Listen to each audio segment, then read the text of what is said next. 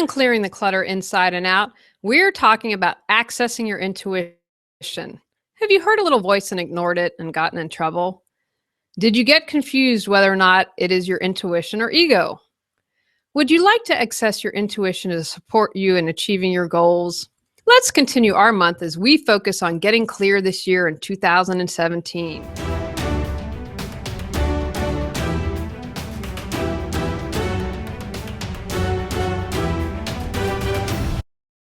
Ready to clear your clutter and share your gifts with the world? Every Tuesday at 1 p.m., join award-winning professional organizer, author, and certified life coach Julie Coraccio on Clearing the Clutter Inside and Out, as she teaches you how to navigate the waters to declutter your life.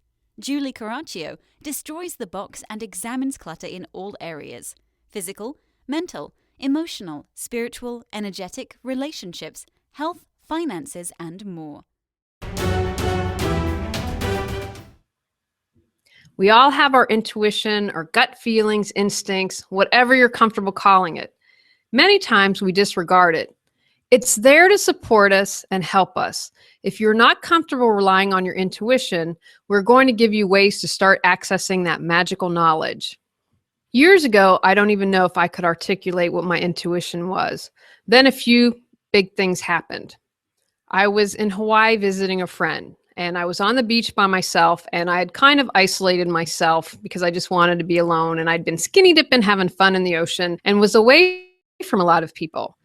And I heard, "Get up," and I heard, "Get up," and I didn't do anything. And I heard, "Get up now," and it scared the heck out of me. And I get up and I turn around, and creepy man is staring at me. And if I hadn't have gotten up and moved, I wouldn't be able to see because he was kind of in the shadows. He was behind one of those big palm trees. Later the next day, I heard that a woman had been raped where I'd been at the beach. I'm convinced it's that guy. There's no doubt in my mind that had I not listened to my intuition, that I would have been harmed. And one other big thing that happened to me, I was living in Los Angeles at the time, and I was in a job that I hated, and I was taking my lunch hour to do an interview.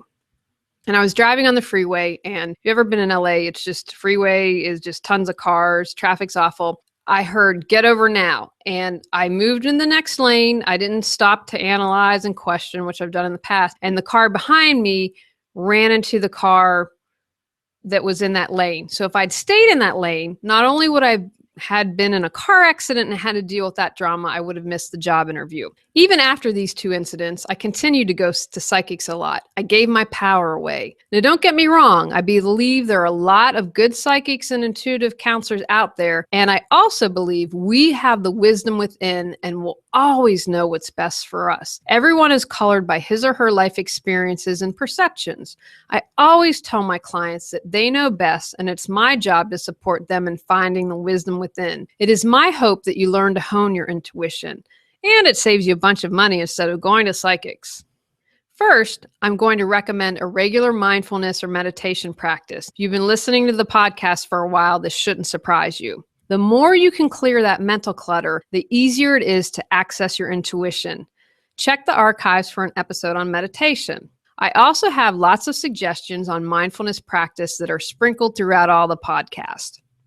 In my previous episode, I talked about brainstorming. That helps open and stretch our minds, and I believe it is another way to open us up to our intuition.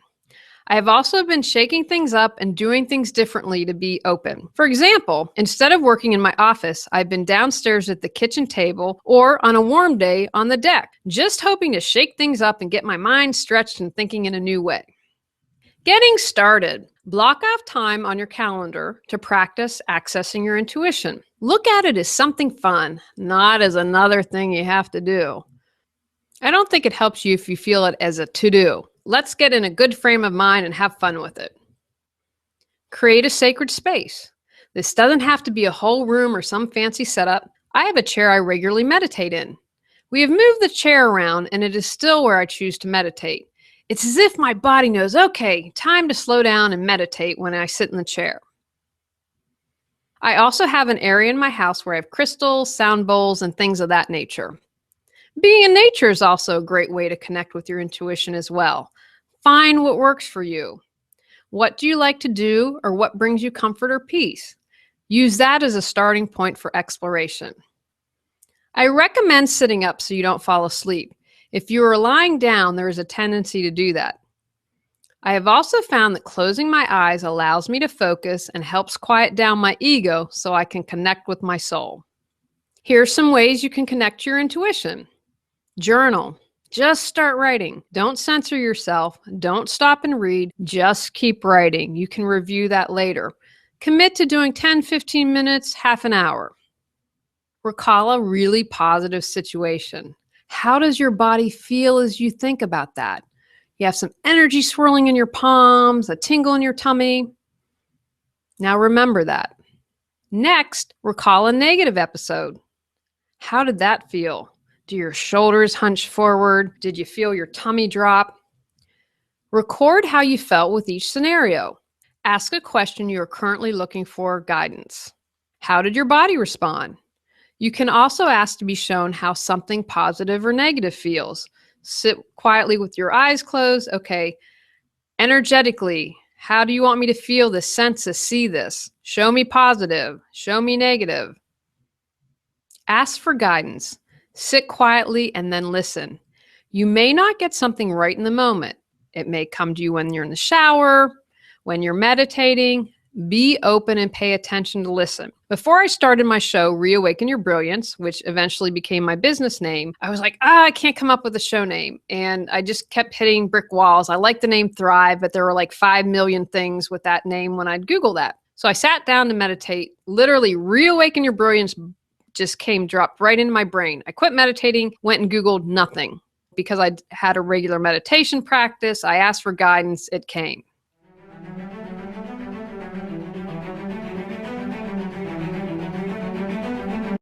Surrounded by clutter? Exhausted from the stress and anxiety it creates? Longing for peace of mind? Go to reawakenyourbrilliance.com to learn how Julie Coraccio can assist you.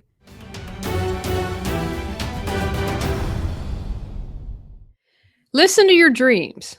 I keep a pad and pen by my bed. When I was single, I needed to refinance my mortgage. Never do a balloon loan, by the way, although hopefully by now they've outlawed them. I'd been in business just a year or two, which is a bad time to ask for a loan. I had this dream with Daniel Craig in it. I later had it analyzed, and it was her most popular blog post, but I'm guessing because it included Daniel Craig. Anyway, in the dream, Daniel helped me. The next day I was speaking, and after my talk, I went straight to the bank. The guy that helped me reminded me of Daniel Craig.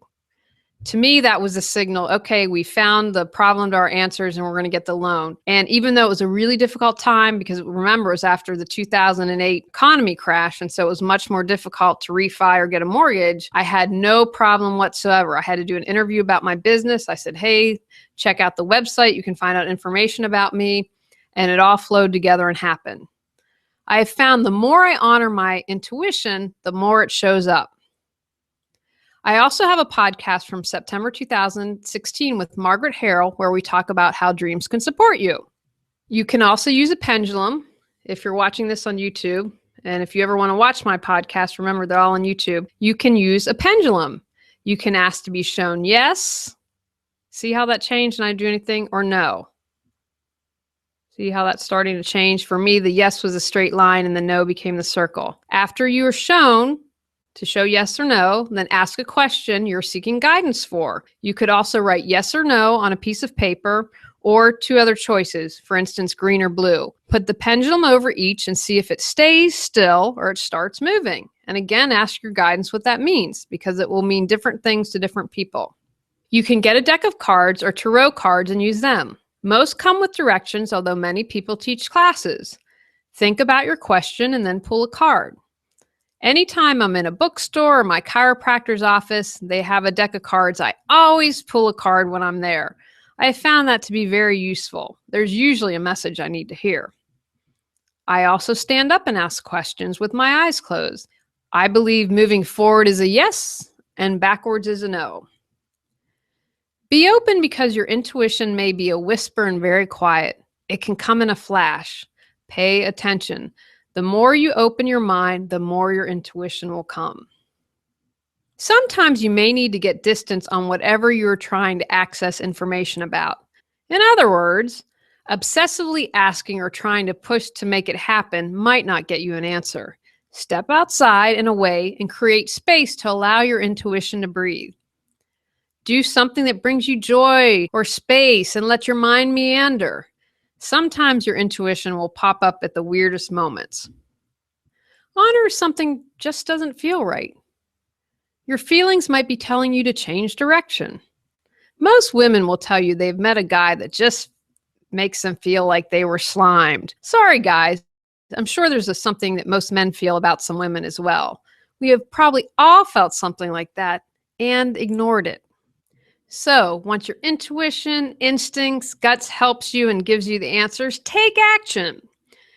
Sometimes it can be confusing to know whether it's your intuition or your ego. If you're coming from fear, it's ego-based. So, if you're wondering if you should stay in a relationship and are currently staying because you fear being alone, that is coming from your ego. Your ego will also expect external results such as money. Trying to decide on a new job and money seems to be the main reason? Ego-based. Your ego is head-based and your soul is heart-based. Where does it feel like it's coming from? Your heart falls in love with a guy shorter than you if you always dated taller guys. Your ego dismisses him because of his height. Your heart loves him as is. I would also suggest recording your intuition. You can gain confidence by seeing what you were told and where you took action. Take actions from today's podcast. Begin a meditation or mindfulness practice.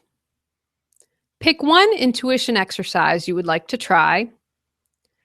Practice your intuition exercise daily for the next 21 days. Keep a journal and record your intuitive hits and any action that you took. Next week, we're going to be talking about doubt, which sometimes stops us from creating the life we choose, deserve, and desire. Go out, clear the clutter to create the life you choose, deserve, and desire. Ready to live a more joyful and fulfilling life? Sign up for our newsletter at reawakenyourbrilliance.com and receive a free copy of 10 Steps to Clearing Clutter Inside and Out. If you enjoyed today's episode, please rate and review Clearing the Clutter Inside and Out. See you next Tuesday at 1 p.m.